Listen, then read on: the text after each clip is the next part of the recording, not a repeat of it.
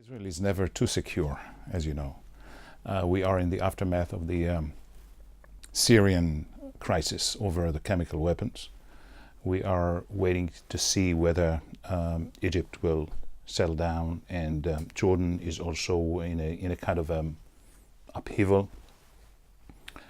The soft-speaking Rouhani is still to be checked against a race towards nuclear weaponry in Iran, and we have an ongoing negotiation process that was initiated by Secretary Kerry, which is going on between the Israelis and the Palestinians. Altogether, there's a lot of concerns, but also some opportunities that we need to kind of identify.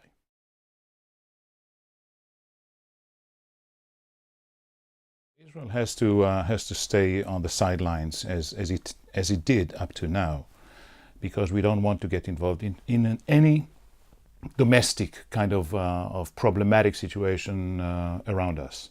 That's number one. Number two is to try to identify some opportunities, such as new alliances that could be formed. For instance, within the Sunni axis, moderate axis, some threats that are diminishing that we need not anymore take into consideration in our national security policy planning.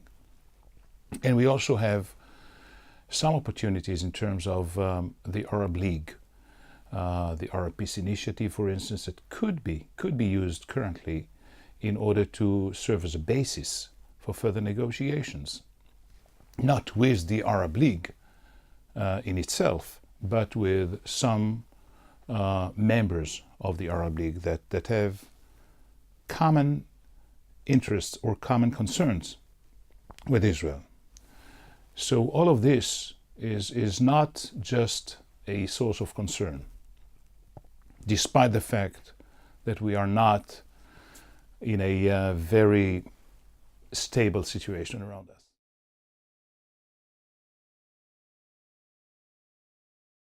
Only if we recalibrate the expectations into not aiming at achieving a comprehensive end of conflict by the end of the timeline that Secretary Kerry has put, but gradually make some progress towards a transitional stage that would provide agreements that are partial, gradual, phased, interim, and then layer over layer, you would get closer to the two-state situation, to the two-state reality. Also, some constructive steps could be taken by either party in order to complement the negotiation process and bring about a two-state reality closer rather than farther than where we are now. So the question is, does America have a contingency plan for not concluding a permanent status agreement by the end of the 9 months that were set in order to finish this round of negotiation? And I think that we need to have a plan B or a contingency plan in order to allow for the situation not to deteriorate into the binational one-state violence, etc., but rather towards a better reality for all the parties concerned. I believe that all the discussions about containment of a military nuclear Iran are premature, and there might be this option on the table, but that's much too early to discuss. What we need to do now is to strengthen up the international effort to sanction Iran politically, economically, and in any other possible way, in a way that it will lose its motivation to become military nuclear. The question is, when and where are the red lines that we need not to cross? And I cannot answer that on a public broadcast, but I believe that we have a very high degree of coordination between the Israeli government and the American administration in that context. And it should stay so, discreet, secluded, but very firm in terms of the mutual commitment towards not allowing Iran to get a nuclear military capacity.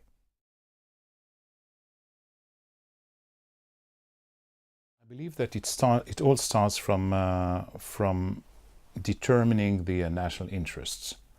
And the national interest of Israel is to secure its future as a democratic nation-state of the Jewish people, secure, legitimized in recognized boundaries, having a Jewish majority, respecting the minorities. That's Israel. That's Zionism. Now, what you break down from that, in terms of past lessons, is that we missed some opportunities, is that we've overlooked others, is that we've gone sometimes with open minds and open hands and arms extended towards peace, while there was no peaceful partner on the other side. And so you need both your arms, one extended to peace, and the other ready to give the blow, if in the case that we are discussing here around this neighborhood, which is quite cozy but not that comfortable, the Middle East.